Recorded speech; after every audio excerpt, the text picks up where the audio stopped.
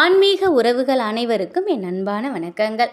வருகிற 30/12/2024 மார்கழி 15ஆம் தேதி ஹனுமன் ஜெயந்தி வருது. இந்த ஹனுமன் ஜெயந்தி நம்ம அனைவருமே கொண்டாடுவதனால நம்ம வேண்டுவது அனைத்துமே நமக்கு கிடைக்கும். அவங்களோட அருள் பெறணும் அப்படின்னா அந்த நாளை நம்ம தவற விடக்கூடாது, பயன்படுத்திக்கணும்.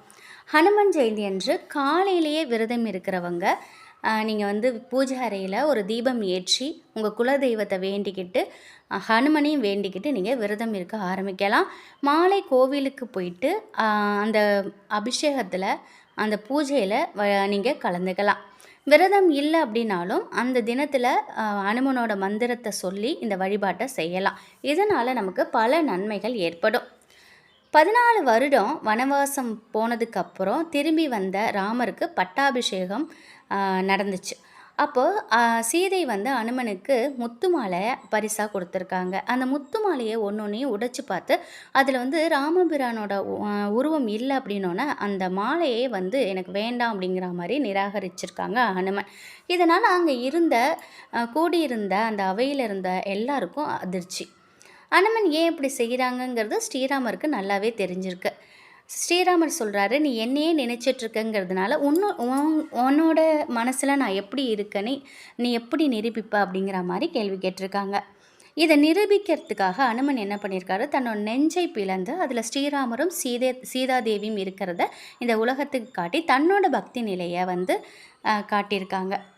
இதனால தான் மார்கழி மாதம் மூல நட்சத்திரம் கூடிய அமாவாசை சேர்ந்து வரக்கூடிய சுப தினத்தில் ஹனுமன் ஜெயந்தி ரொம்பவே விமர்சனமாக கொண்டாடப்படுது. ஆனால் பிற மாநிலத்தில் வைகாசி மாதம் வரக்கூடிய வளர்பிறை தசமி தேதியில் ஹனுமன் ஜெயந்தி கொண்டாடுறாங்க. ஹனுமனுக்கு இந்த நாளில் சிறப்பு பூஜைகள், அபிஷேகங்கள் எல்லாமே நடைபெறும். இந்த அபிஷேகத்தில் கலந்துக்கிட்டோம் அப்படின்னா நம்ம கேட்டது எல்லாமே கிடைக்கும், நினைத்தது எல்லாமே நிச்சயமாக நடக்கும்.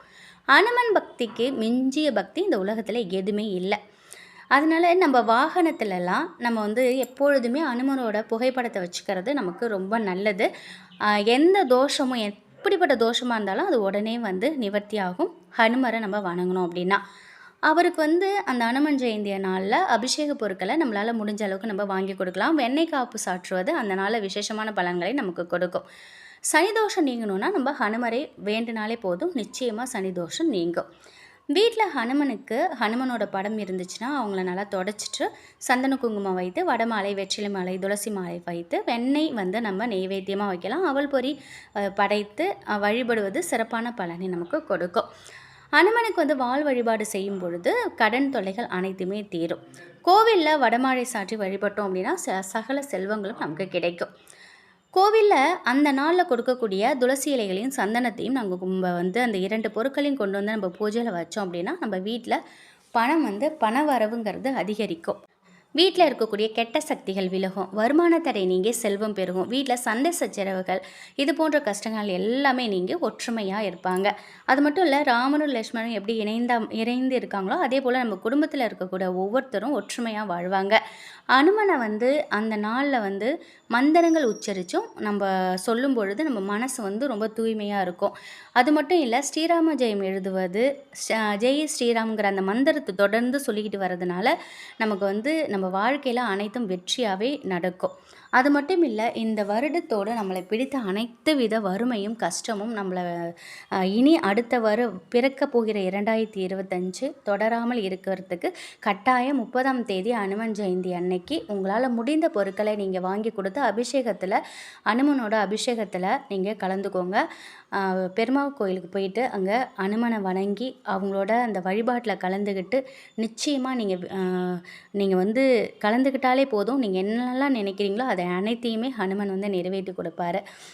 நம்மளுடைய கடன் பிரச்சனை தீர்வதற்கு, நம் வீட்டில் சண்டை சச்சரவு இல்லாமல் இருப்பதற்கு, பணம் பெருகுவதற்கு, இப்படி ஒவ்வொரு விஷயத்திற்காகவும் நம்ம மனசார வேண்டிட்டாலே போதும், கட்டாயம் நமக்கு வேண்டியது அனைத்துமே நமக்கு நடக்கும். இந்த ஒரு தகவல் கட்டாயம் உங்களுக்கு பயனுள்ளதாக இருக்கும் அப்படின்னு நம்புகிறேன். நன்றி.